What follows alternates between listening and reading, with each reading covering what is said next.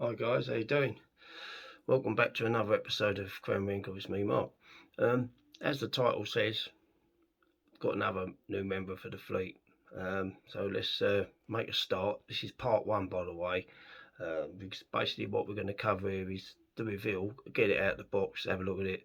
I'm going to tell you a bit of history. You've probably heard it all before, but I'm going to do the same. Tell you history of the Loco in full size, and obviously I'm going to tell you the history of the Hornby version.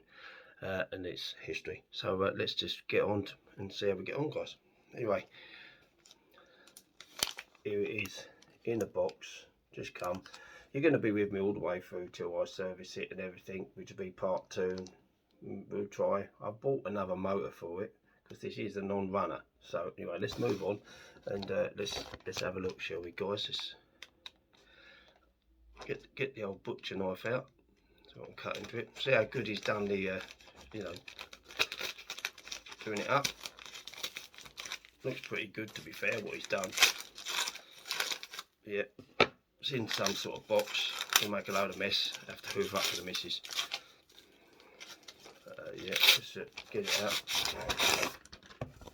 So he's put it in some sort of diesel injector box. Looks like, yeah, diesel injector box. It's definitely not an injector, guys. So let's just move on. See, we've got some sellotape here. What we got? A bit here. We got in there. Oh, this is boring for you, isn't it, eh? Let's see what else we can do. We've got some more tape here, guys. Fair play to the bloke. He's put it up. You know, obviously, as you know, this model came like unboxed, so it's just been packaged up, which is fair enough by the guy. Another bit of tape. So, oh, look at that! Look, we've got yeah, tons of newspaper. We'll put that behind me. Don't want that at the moment. Right.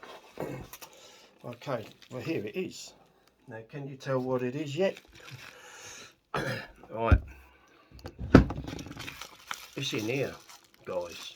So let's just open it up, shall we? See how well he's done the bubble wrap. He's done a bit of tape here. We'll cut that. God, blimey, yeah, fair play to the bloke. I suppose we'd all be moaning if it was all unwrapped and not done very well. So, you know. Right, we're nearly there. Can you tell? Guess yet, guys?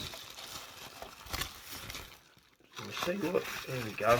I haven't really even looked at it. You lot are joining me right from the start here. There it is. I'll move it back a little bit because I'm trying to do my camera as usual on an angle, different thing. Yeah, so let's hold it up. Yeah, it looks pretty tidy, guys. Yeah, it's very clean. I'll let you see what it is first and all that. You know, it's if you can get the zoom in there. Yeah, not bad. I'm going to do the little bit, see, like right on the front, really, you know, because they haven't bothered to paint them in. They'll be orange, where you've got like the cable loops and bits, and the one on the other side. I am going to see if I can modify it to take sort of lights, but I'm not sure yet, because it's quite a long model. It's not bad in weight, to be fair. Yeah, this is obviously, as you can see, written on the sides. Let's break it round so you can see it.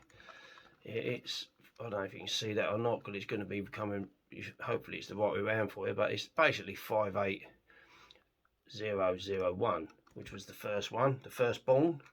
And actually this one, in the real world, this particular one, is still in preservation.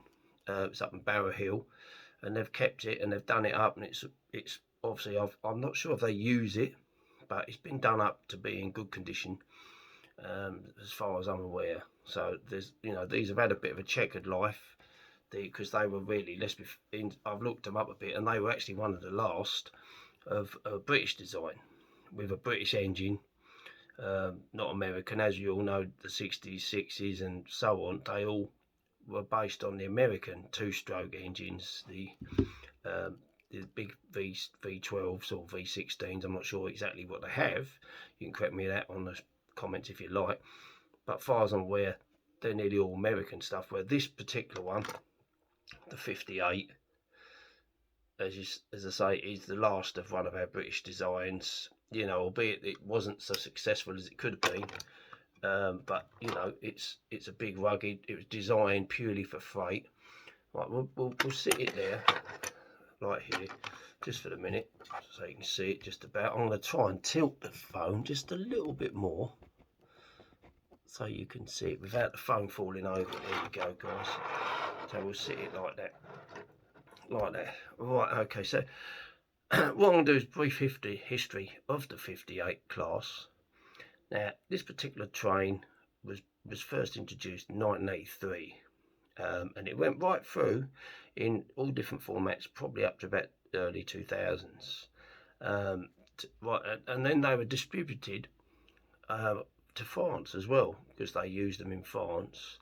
Probably because there was actually 50 of these built, and I think about 23 of them went over to France to do their service, see out their service. Some carried on here, and there's obviously been a few preserved, and quite a few of them sadly have been scrapped. But then that's just life, isn't it? They all get scrapped. Now, and also the ones in France, if you want to look them up, sadly, they show them all in the siding, waiting to be reused or whatever, but no. You see the next video and they've all been scrapped and cut up, which is quite sad, and there's a couple left, so either they're going to preserve them or not, I don't know. So yeah, so they were first introduced in 83 and ran pretty much sort of sporadically into the early 2000s, so they didn't have a very long life, 20 odd years just about, which isn't long, and it's quite sad that there's none really in preservation as in running. There's one that's known, I think it's 580023, and that's in running order, getting that. They're going to get that going, so that'll be on heritage lines hopefully in the near future. Now the Hornby one, which is this particular model, yeah, this particular one, is a strange design. We'll see that when we strip it down. I've already looked them up. They're very unconventional engine, because they've got quite a narrow body. They sort of hone in, as you can see that from the back here, where that hones in, and then you've got like a stream thinner body there coming back out here. They are known as the Bones, so we'll call this one on my layout Bones when they get on the track. Yeah, this particular one, that's the sort of motor. This motor's got the type 7 motor, which is what you get in your 08s, your little four-wheelers, little 04s and all that, and it's unconventional, but we'll get into that. The full size had a Rushton Paxman engine, which was a V12. If you look on videos, you'll see the V12. Very similar design, really, as to the English Electric, and they were supposed to be supercharged, but they were very strong and good for pulling. Now we'll go back to the Hornbys. They were first introduced, which in 1982, and they run till 1988. That is the R250 version. It did carry on for quite a few years on different versions, slightly different motor position, but generally it's the same train. So yeah, that's basically really it. You know, it's only got powered by one bogie, and you've got it's like the conventional normal stuff, so 37s, 47s and that.